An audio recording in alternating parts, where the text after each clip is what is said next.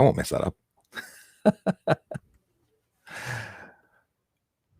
Good morning. How you doing, everybody? I'm Sean from Traffic Services. Well, it's Toronto Police Traffic Services. Beyond, it's Traffic Services. That's the home. It is Tuesday, the 15th of June, and we have a great show for you today. Stay tuned for the whole thing because you don't want to miss anything.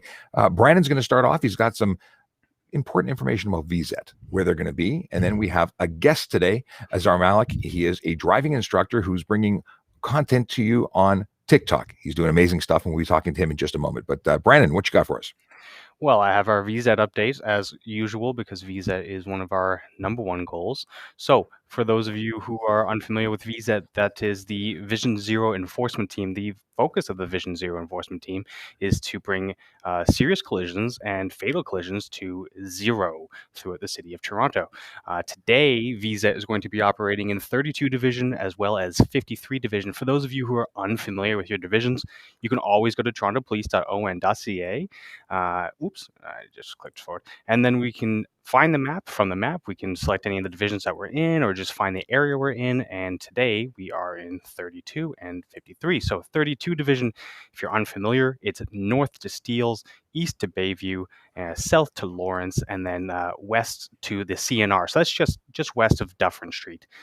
53 Division, we're looking at a north, sorry about that. So north to... Lawrence Avenue, west to Spadina, east to the Don River, and then south it goes all the way to Prince Edward Viaduct, and that's Bloor Street area. So if you're in the area, look out for our VZET officers, wave, say hello, and keep the speeds low. Yeah, if you're following the rules, you won't have any need to meet them in person. There's a web address on the page right now, the bit.ly link, a little shorter than typing the long string in. That'll get you to all the divisional boundaries and information that you could possibly need. So with that, we can move on. We can bring our guest on. And here we have him, the man himself, the TikTok driving instructor. How you doing? Good. Yourself? Doing awesome. Thanks so much for joining us. I feel like I said to you when I spoke to you on the phone, I feel like I know you. I've watched all your videos online. So it's good stuff. And of course, you're super famous because you were recently featured on a CBC segment talking about what you're doing, which is teaching people online on TikTok. Tell us about yourself and what you do. So I am a driving instructor, and basically what happened last year was I was just sitting at home. My little sister comes up to me. She's in grade 7, and she's like, "Do you know what TikTok is?" I'm like, "I know what TikTok is, and I've heard pretty false things about it, pretty bad things about it." And she's like, "You should try it out." I'm like, "You know what? Okay, let me download the app." So I downloaded the app, started scrolling through my For You page. I'm like, "Hey, let me just post one video." I posted my first video, I think, that went viral was about parallel parking. I had like 1 million views on it. Wow. I'm like, wow, okay. So let's start doing this consistently. So I started doing it consistently, and now I'm here. Awesome. So how many followers do you have now? Currently, I have 37,700, I believe. That's amazing. Yes. And just growing every day, I assume. Exactly. Yes. Now you made a statement on one of your videos recently, and you said driving in car lessons aren't available, so I'm going to teach you how to do it right here on TikTok. Yes, exactly. I told everyone that since driving tests are opening and driving lessons are not, what I'll do is I'll go live. I'll go to different drive test centers and I'll show them what's going on, and just to make them feel comfortable before they actually go for the actual test. So that's awesome. Everything from putting gas in a gas tank to going and how to pull things around. You even answered some questions that our viewers on our TikTok channel had asked, and we tagged you in it, and you took it off and went off and responded to them. So you've been helping us out for our driving instructor specific questions. So you've been working in partnership with us to some degree on TikTok. Yes, exactly. It's awesome. Been really fun. Yeah. And you go live and you're answering questions similar to what we do. We talk about the law side of things and what the impacts and the rules are, and you are really teaching the nuts and bolts of driving. Yes. So do you find that do you think that you can do the whole thing all online? Teach everything online?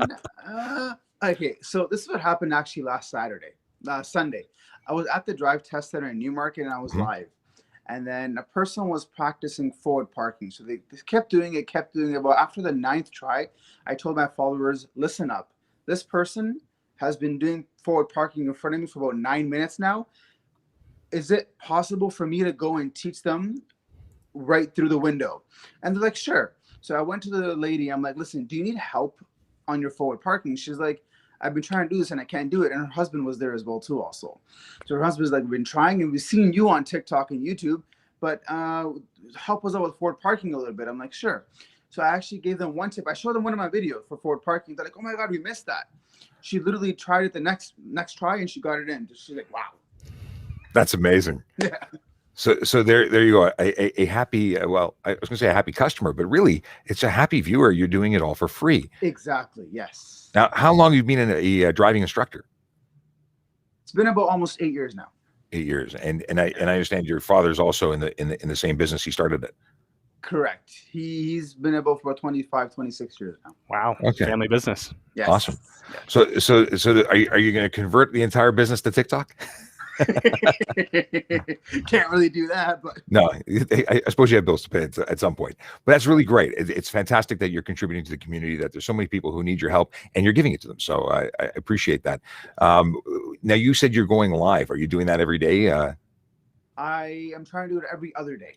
Every other day. Yes. Awesome. So if you're watching this, if you know somebody who is frustrated, they're trying to learn, they need some help, they need some pointers, go to see Azur's site on TikTok, and his account name is right there on the screen. If you search him, you'll find him and some great content there. And of course, if you're following us on TikTok, you'll likely see him in the comments because he's often answering questions there as well. That's right. Well, you can also, anyone who's watching right now, you can jump in the chat, ask Oh, questions hey. directly to the good driving instructor here and get the details up to date in the moment. This is your chance. Yes, if you're watching on YouTube, if you're watching on Twitter, if you're watching on Facebook, if you're one of the folks that are watching live, throw us a question. We'd love to hear from you and stump the driving instructor. Let's give him a challenging question. Now, while we wait for someone to come in, we should talk about the fact that it is bicycle. Actually, it's the two-wheel safety campaign that we're currently in. It's a Toronto Police campaign that we launched yesterday, and we're focused on bicycle and motorcycle safety. Now, you teach driving instruction for motor vehicles, cars, and trucks, but what do you teach your students when it comes to navigating or sharing the road with cyclists and motorcyclists? So first of all, I always tell them that if there's 2 lanes, obviously try your best to make a lane change. Try to give the bicycle enough space as you can. But I believe by law and according to the road test rules, you have to give them 1 meter space. Obviously, when you're making turns and stuff, and you see a bicycle lane, always check. People get confused. Why do we have to check our right blind spot when we're making a right turn when we're driving by everything? I'm like, well, it takes seconds for a bicycle to come. It takes seconds for a pedestrian to come. So always, that's why you got to double check your blind spots before you actually make your turns. Actually, in the Newmarket Drive Test Center, you're entering the Drive Test Center on Harry Walker Park Lane as well. So before, my students, other students who are not like, they're basically rookies, they tend to drive on the bicycle lane, thinking that, oh, we can drive on it. But obviously, I've given them knowledge, and I've told them on TikTok as well, too, actually, that always make sure you give them at least 1 meter space, and you're good to go. You talk about those bicycle lanes, and I don't know if you take your students into the city of Toronto, but we have lots of them, and they have different rules, hash marks, and some where drivers are supposed to hug the curb to prevent people from surprising them. But there's other lanes that are straight through, and you have to yield to those cyclists for oncoming traffic. But because of course they all are vulnerable in the event that you cut them off. It's not just a fender bender. You can see serious injury or death as a result of a simple move of just making a right turn. So, we want to stress that we want to protect our cyclists and those vulnerable road users, which include pedestrians. So, motorcycles are another thing. What about riding near motorcycles? Do you have content that is specific to that? I mean, we're just giving you ideas. No. Check your blind spots for motorcycles. Okay. And a lot of people actually, when they're making right turns, they underestimate the motorcycle speed, especially on red lights. they underestimate the motorcycle speed. So make sure you're observing their speed properly before you make that turn. And the most important thing is check those blind spots, especially on the highways. That's where a lot of accidents occur, and it's really unfortunate. You know, you make a very good point. And one of those reasons why motorcycles are hard to estimate speed is we're used to seeing two headlights. Two headlights up close look like two headlights. And one headlight makes you think that it's a motor vehicle or a car at a distance. Meanwhile, it's a motorcycle and it's right there. So we get stuck in our habits. We often like to say, look twice, save a life. Because, you really want to be aware of what's happening around you, and it changes. Time travel almost. The past isn't always the past. It's going to become your future. You've got to be paying attention, and you make great points about shoulder checks and being aware. Brandon, what you got? Oh, sorry. Well, sorry, I actually had a question. So I was watching some of your videos, and I noticed that unfortunately it's not always a happy ending. Some people do fail their tests, and I was curious, what is sort of the criteria you're looking for? We asked this question to our good friend Scott Marshall, who's also a driving instructor. What makes a good driver, and what makes it so that someone is good to go and pass the test, and then should they check in maybe later in life as well? Yes. So basically, defensive is really important. All right. So the examiners are always, if the student's being defensive, the examiners are obviously observing if this is multitasking as well. You have to multitask in order to drive, right? Right. Because there's going to be a lot of distractions. A lot of students think parking is a really important part on your road test. Believe it or not, is like probably less than 50% of your road test. I always tell my students, when you're and you're doing parking, you can always adjust yourself. But when you're driving, when you're on the turns and right turns and lane changes, you only got one chance. And if you mess up that one chance, you can get into a serious collision, right? So as long as your turns are good, your lane changes are good, you're checking your blind spots, you're observing properly, the examiners love that. For parking, they give you chances, awesome. No problem. Because that's a skill that you can build. The other stuff is life-saving right now, collision inducing if you do it wrong. Yeah. Now we get a lot of questions on our TikTok about what's happening. Can you book G1, G2, G2 exit, I should say, because when we originally posted saying there's G1 and G2 road tests, a lot of people said, well, what about G? So there's some confusion, I guess, as to the naming of these tests. But what can you do? Can you walk into a drive center right now and get any test you want? No, so you can do your G1s. They're a walk-in service, but the G2s and Gs, you're going to have to book. If you go online, the website is pretty laggy right now. It's really tough to get in. But when you do get in, the next available day you'll probably find is November, December. What happens is usually sometimes they open up earlier dates. Like, for example, yesterday I logged in 5, 6 o'clock. I found dates for July. So I booked a couple of my students. Wow, that's really great information, because we have people on TikTok who are saying they can't book it until 2022. They can't find dates in their area, so that they are adding dates all the time, and they should be checking back on a regular basis to try and get new dates. Because I guess if you get more testers hired, then you suddenly have the ability to have more tests available. So check them on a regular basis. Now, a lot of people ask about, can you go to a different drive center? What if I live in Toronto and in York Region has tests available? Can I go there? Yes, you can. Why are they asking this? Because during the previous lockdowns and stuff, the reopening plan, they were not allowed to travel to different cities and different regions, but now they are. They can go wherever they want. So that's great news. Great news. Yeah. Brandon, you had some other stuff regarding videos you watched last night. Well, you know what? I was sort of going through some of the comments and sort of the way that people engage with your content as compared to our content, and we're sort of in the same business. We're in like education, right? TikTok education. We want to inform the public and want to make people safe on the roads, but sometimes we end up talking about legalities. People don't always love it. You know what I mean? Like we talk about scooters not being allowed on the road, and it's wishy-washy, but it seems like people respond really well to what you do. And I was just curious if you could talk about sort of the response from maybe fellow driver instructors, people within your community. What are their thoughts on the service you're providing? Because it's super cool. Honestly, I've been actually getting a really good response from driving instructors as well too. Good And they've stuff. been saying that, hey, you're a young guy, you're a young driving instructor. By the way, I'm 29 years old. They're like, you're a young guy, you're a So young Sean, driving instructor, and this is really good for the new generation, and what you're doing is really good, and you're changing the industry a bit, which is really needed as well, right? So it's really good, and a lot of students actually email me and call me on my cell number and stuff, and they give me positive feedback, and that motivates me more to actually do more as well too. That's fantastic. So it's not like the Magicians Guild where you're giving up the secrets, and making it all public. I've They been actually getting support that it. as well too, but Well, at the end of the day, you're doing something positive. You're helping new drivers. It's really fantastic. We thank you for all the contributions that you're making to the community because they need it. People need it. They're really starving for that information that you can't get right now by hiring an instructor because you just can't do it. And now that's coming soon, right? Phase 2, you'll be allowed to resume in-car driving lessons. yeah, space two, hopefully, yeah, But will you still TikTok after that happens? for sure. That's good stuff.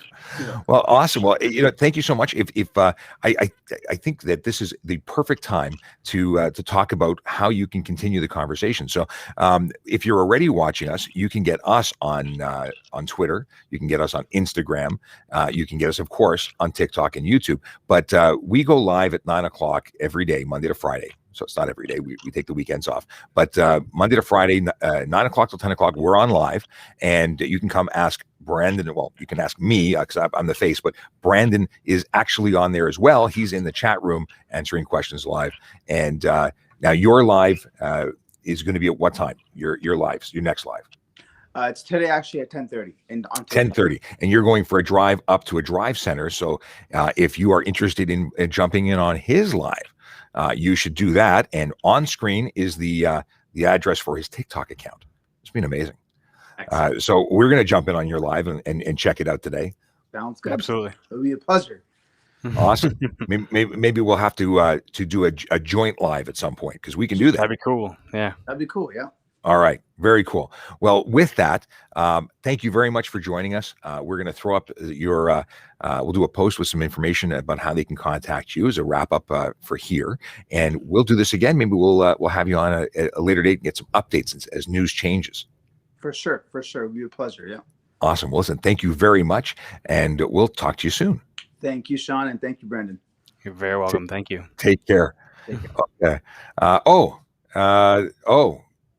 I'm bringing you back for a second. Just as I took you off screen, there was a thank you.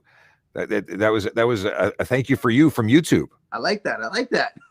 Thanks, YouTube. Awesome. Okay, now we're really saying goodbye. Okay, take care. Take care. Adios. That was great. His content is really fantastic. So you should definitely go and follow him. He's a good guy. Good content creator, and has been helping us out a lot on our questions that are targeted towards driving instructors. So Brandon, day one complete. We were doing some enforcement yesterday for specific to the two-wheel safety campaign. Mm-hmm. We went off and had some interesting conversations with people. What kind of stuff were you seeing? So I was seeing a lot of folks who were driving up to the intersection thinking it was a regular intersection where they could just roll up, roll through, and no big deal. And then they would see us and immediately get stiff and stop, right? And that's the usual response that folks get. But you'd get the ones who don't notice. And one of the things that people did in the intersection that it didn't surprise me, but it was something to look out for, is they'll do that double stop. So there's a car in front of you, it stops, and you're like, oh, well, I stopped too, so we can both go through now at the same time. And The 2 for 1. unfortunately, it's just, it's not, we're not at McDonald's here. You can't do a 2 for 1. You got to stop all the way, get your fries, and then you can go. So even if you're the second car, you've come to a stop, you then have to stop again at the front. You can't go through with the car in front of you. And that was with one of them. We actually did a TikTok clip, and in that clip, we saw exactly that. It was the 2 for 1. Mm-hmm. The second driver just rolled right through. So that doesn't meet the definition of a stop. It doesn't meet the grade, and that person should be charged, right? We talk about community and the fact that there's certain assumptions made by other members of the community, other motorists, road users. A pedestrian or a motor vehicle driver will assume that that is one car going through, and then it's their turn. Well, they start driving when it's their turn, and then it's a problem. That's where we see collisions. That's where we see people getting hurt. Minor things to some. Some people consider a stop sign a really minor infraction. Well, it's not. Brandon, do you know what the offense or the dollar amount is now for a stop sign? Is it $240 or is it $280? You know what? I have to look it up. It's not a good thing to have. I can't. Are you looking it up? Reading mirrors. Yeah, I got it. Okay, good, because I haven't written the ticket recently enough to remember the dollar amount. But in any case, there's points, and at the end of the day, you don't want to hurt anybody. Now we are going to be going out on the road and doing some more enforcement today, looking at some speed enforcement as well. And the goal here is to bring awareness. We want to change driver behavior. We want to slow people down and make it safer for all road users. And of course, we'll be seeing some folks. We got recognized yesterday. Yeah. As soon as we set up, a gentleman came out of their shop and said, "I just finished watching your TikTok video." So it's kind of it's awesome being recognized. It means that we're reaching the right audience, the people who are active and involved in our city. So if you're not already following us on TikTok and being part of it, let's see here. Well, we got a question that came in. You should be following us. So the question that just came in, if I have a question, is there a certain time that I should ask it? I think you just did, but you should ask it again or ask the actual question, because Sean, we are going to answer your question right now. What you got? We'll wait for your response. But yeah, there's no specific time. As long as we're live, you can ask these questions live. We'd be happy to answer them right now. And you're on YouTube watching, which is awesome. Yeah, anytime during the live. Now, if you have questions and you missed the live, if you're watching this on a replay, then simply you could email us. You can message us on any one of the platforms, but the best place is during our live session from 9 till 10 o'clock on TikTok. But you can get us at traffic safety programs at torontopolice.on.ca, sorry. And yeah, we are constantly, here we go. Oh, here's some good questions. Okay. The question is, are scooters manually powered allowed on sidewalks? Now, when you say scooter manually powered, are you talking about a kick scooter? Now, generally speaking, now the e-scooters are not allowed anywhere in the city of Toronto.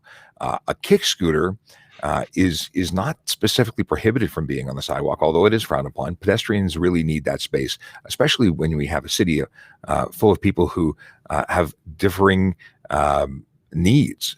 So we have pedestrians who may take up more space, who may use devices like canes or walkers, things like that to get around. And people buzzing by on those on scooters are really or put them off in terms of they get a little worried because you bump into them and they can mean real injury. So and that's for anybody. So are they allowed?